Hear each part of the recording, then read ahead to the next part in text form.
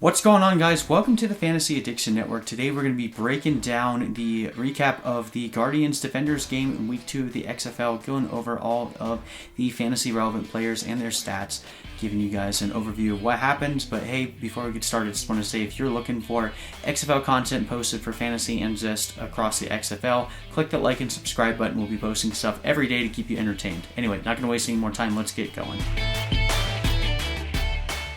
Alright guys, so as I said, we were breaking down the Guardians and Defenders game from Week 2 in the XFL, and hey, if you are looking for a condensed replay of this game, if you don't have time to watch the whole game, I've actually broken it down for you, cut out all of the fluff, got that game in under 30 minutes, so either you can either click the link in the description or click the info box above, and that'll take you straight to that video if you're wanting to see this game. But anyway, basically, we were expecting the Defenders to win this game, but not nearly as handily as they did.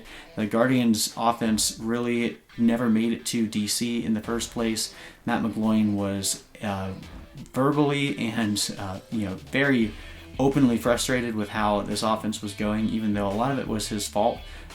Some of the same problems that he had in Week 2 where he was just missing guys deep downfield surfaced, although playing against the Defenders who have a better defense than Tampa Bay, those problems quickly became very apparent, and that led to multiple interceptions for him on the day. So just a day to forget for the Guardians. Their defense still played admirably considering the circumstances that they were playing in with their offense. I think they only had like 5 or 6 first downs in the entire game, something like that. So overall, just very poor performance for the Guardians on offense.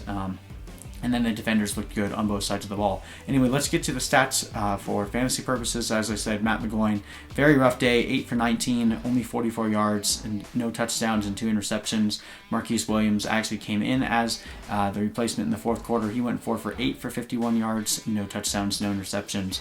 On the ground, Darius Victor, 3 carries for 16 yards. He left the game because of an injury. Don't know the severity of that yet, but he didn't come back, so that's not a good sign.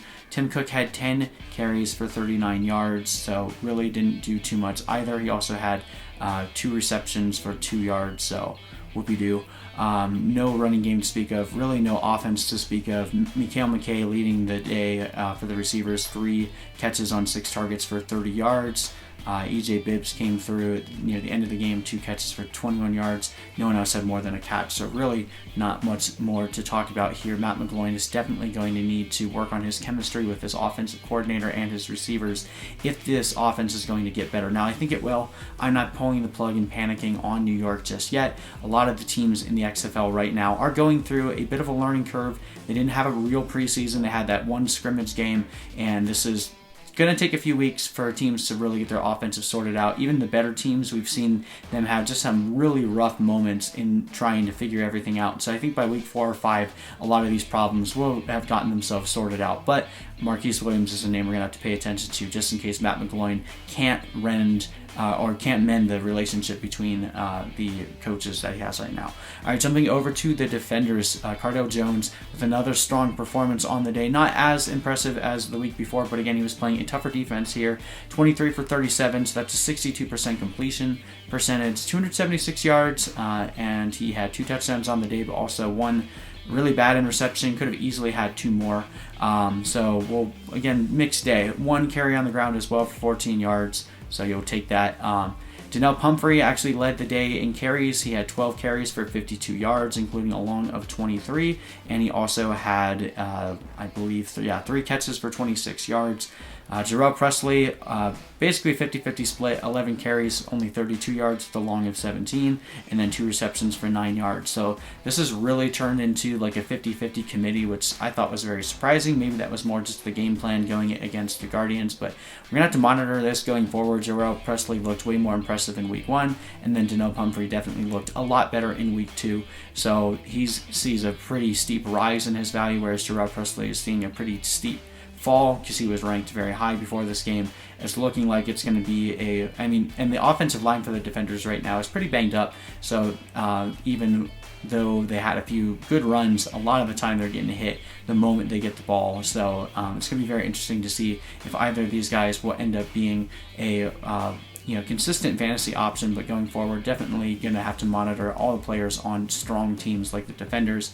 Where they are not weak at all is in the receiving core. DeAndre Tompkins came back and he missed week 1 due to a foot injury, but came back in this one, had 9 targets, 6 catches for 92 yards, had a couple drops in this one as well, could have had an even bigger day, had a touchdown as well.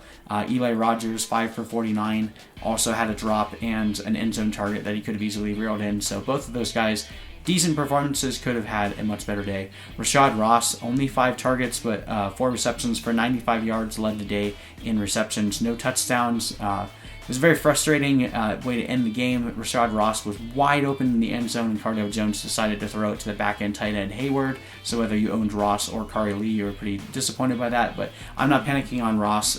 The thing that was a bit concerning is he was not on the field for the entire game.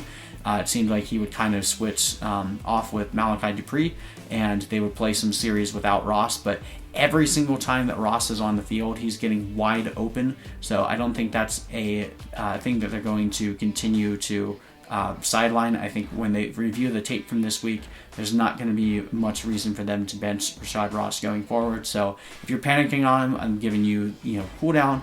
He still had a really good game. 95 yards is a very consistent play.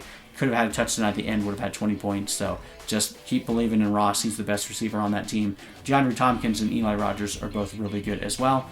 Kari Lee, I had mentioned, I threw him in my sell highs last week, and this was the problem. He had 1 catch for 0 yards. He did have a touchdown catch that got called back because he pushed off of the defender. It was a little bit of I didn't think that there was enough there to call a flag, but they called it on him, so could have had a much better day if he would have caught that without the flag. But that's where we're at. From the defensive side, like I said, the Guardians performed pretty well overall, and then the DC defenders had another pick 6, another interception, and that stripped fumble on Darius Victor on the play he got hurt was really impressive. So next week is going to be a much tougher challenge for DC. They get to go play the LA Wildcats now with Josh Johnson back. That's going to be a really good game. That one is in LA, and then the Guardians get to play in St. Louis. That is going to be very telling to see how quickly they can get their offense back on track, or if this is going to be another blowout game. But anyway, thank you guys so much for watching. Again, if you're looking for fantasy content, click that like and subscribe button. And I'm also posting rankings, waiver information, everything that you need to be able to maintain a fantasy league and for daily on my website. You can go to fantasyaddictionnetwork.com or click that link in the description. But anyway, thank you guys so much for watching, and I will see you in the next video.